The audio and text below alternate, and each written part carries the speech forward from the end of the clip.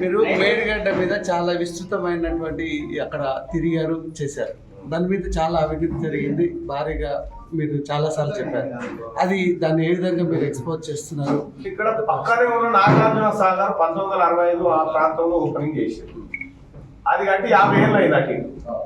అది చెక్కు చెదరలే. కేసీఆర్ కట్టిన కాళేశ్వరం 4 ఏళ్ళకే కుప్పకూలింది. అంటే కేసీఆర్ పనితనము, కాంగ్రెస్ పార్టీ పనితనం, ఈ రెండింటితో కంపేర్ చేసుకొని చూడవచ్చు. 100% కాళేశ్వరం మొదటి పునాది రాయి వేసిన రోజే క్లియర్ గా అక్కడికి పోయి చెప్పడం జరిగింది. కేసీఆర్ ఏమన్నాడంటే ఈ కాళేశ్వరం మన అందరినీ రక్షిస్తుందని చెప్పిండు. నేను చెప్పినా ఇది మనల్ని రక్షించదురా, దీన్నే మనం రక్షించాలని చెప్పిన. ఇవాళ అదే పరిస్థితి వచ్చింది 4 ఏళ్ళకి. కాబట్టి కాళేశ్వరంలో జరిగిందంతా పూర్తి అవినీతే. కాళేశ్వరం ద్వారా కేసీఆర్ ఏం చెప్పిండు, 50 లక్షల ఎకరాలకు నీళ్ళు వస్తాయని చెప్పిండు, 1 కోటి ఎకరాల మాగాలం అని చెప్పిండు. నేనేమంటా ఉన్నా, కాళేశ్వరం కెపాసిటీ ఎంత? ఒకవేళ నిజంగా ప్రాజెక్ట్ ఉండి చేసినా కూడా కాళేశ్వరం కెపాసిటీ ఎంత? 200 టీఎంసీలే అనుకున్నా కూడా ఒక టీఎంసీ తోని 6000 ఎకరాలు పారుతుందని శ్రీకృష్ణ కమిటీకి టీఆర్ఎస్ పార్టీ ఇచ్చింది రిపోర్ట్. అది సో 200 ఎకరాలకు ఎంత కావాలి? 12 లక్షల ఎకరాలే కావాలి. 1 కోటి ఎకరాల మాగాలం ఏది మరి? ఇది పోగా మీదికెళ్ళి మేడిగడ్డ పోయి అన్నారం సుందీళ్ళు అన్ని పోయి ఇంకా దానికి కేసీఆర్ కేవలం దేవుళ్ళ పేరు పెట్టుకొచ్చాడు. సరస్వతి, లక్ష్మి, ఇంకేదో పేర్లు పెట్టుకోవచ్చు. ఎందుకంటే ఎవరు తిట్టకుండా తిడితే దేవుడు తిట్టినట్టు అవుతుంది.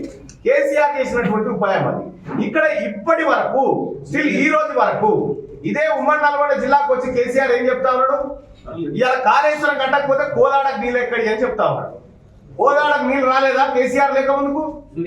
ఎస్ఆర్ఎస్పీ ఫ్లడ్ ఫ్లో కెనాల్ ద్వారా, కాకతీయ కెనాల్ ద్వారా ఈ ప్రాంతాలు బారినాయి. ఇది మాయామచ్చింద్ర మాటలు చెప్పి కాళేశ్వరం ద్వారా సముద్రంలో దోషం నీళ్ళు పోయి సముద్రం అంతా నాదంటారు కేసీఆర్. కాంగ్రెస్ పార్టీ అట్లా కాదు, ఈ సముద్రాన్ని తయారు చేసింది కాంగ్రెస్ పార్టీ.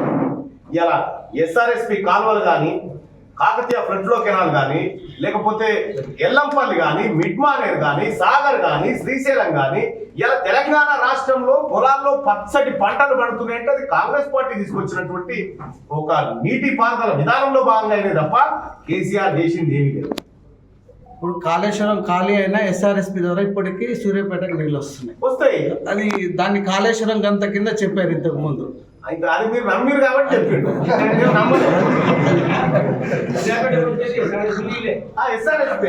అది క్లియర్ గా మ్యాప్ ద్వారా ఎక్స్ప్లెయిన్ చేసినాం.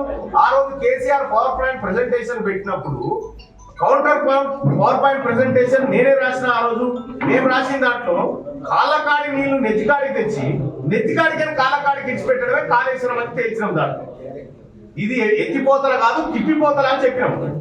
సో ఆ రకంగా కాళేశ్వరం కాదు, కేసీఆర్ ఏ పని చేసినా ఎంత వస్తుంది, ఎప్పుడు వస్తుంది, ఏడొస్తుంది, ఈ 3 పాయింట్ల మీద నడిచింది. ఖర్చుతో కూడుకుంది. ఎక్కడైనా మీరు ఒకసారి ఆలోచన చేయండి. కాళేశ్వరంలోని 9వ ప్యాకేజ్, 10వ ప్యాకేజ్, 11వ ప్యాకేజ్ ఆడ ఒక ఎకరం నీళ్లు బారించడం కోసం అయ్యే ఖర్చు 48,000 రూపాయలు కరెంటు బిల్లు. ఒక ఎకరానికి. ఒక ఎకరం పంట పండిస్తే మిర్యాల కూడా ప్రాంతంలో వరి బాగా పండిస్తారు, మిల్లులు ఎక్కువ కదా. ఒక ఎకరానికి ఎంత లాభం వస్తుందో ఒకసారి చెప్పండి. 20,000 వేసుకో. 20,000 పంట వస్తుంటే 48,000 కరెంటు బిల్లు కట్టాడు ఎవడన్నా? కరెంటు బిల్లే ఓన్లీ. ఇది కేసీఆర్ కలన ప్రాజెక్ట్. ఈ రకంగా తెలంగాణ ప్రజల్ని మన తరాన్నే కాదు, రాబోతున్న 5 తరాలను కూడా నాశనం చేసి పెట్టింది. ఆల్రెడీ విజిలెన్స్ ఎంక్వైరీ నడుస్తూనే ఉంది. విజిలెన్స్ ఎంక్వైరీ ఇప్పుడు ఏంటంటే మన భారతదేశంలో ఇప్పుడు ఒక మనిషికి ఉరిశిక్ష వేయగానే ఇతడితో అయిపోదు. 2nd, 3rd, 4th సెషన్, 9 రాష్ట్రపతి దాకా ఉంటుంది. విచారణ పారదర్శకంగా జరగాలి. ఎలాంటి తొందరపాటు లేకుండా పకడ్బందీగా ఈ దొంగలను పట్టుకోవాలనే ఉద్దేశంతో పకడ్బందీగానే జరుగుతా ఉంది. ఖచ్చితంగా కేసీఆర్ కుటుంబం చెరసాలలో ఉంటది. ఆ రోజు ఆ కళ నెరవేర్చారు ముఖ్యమంత్రిగా, నో డౌట్.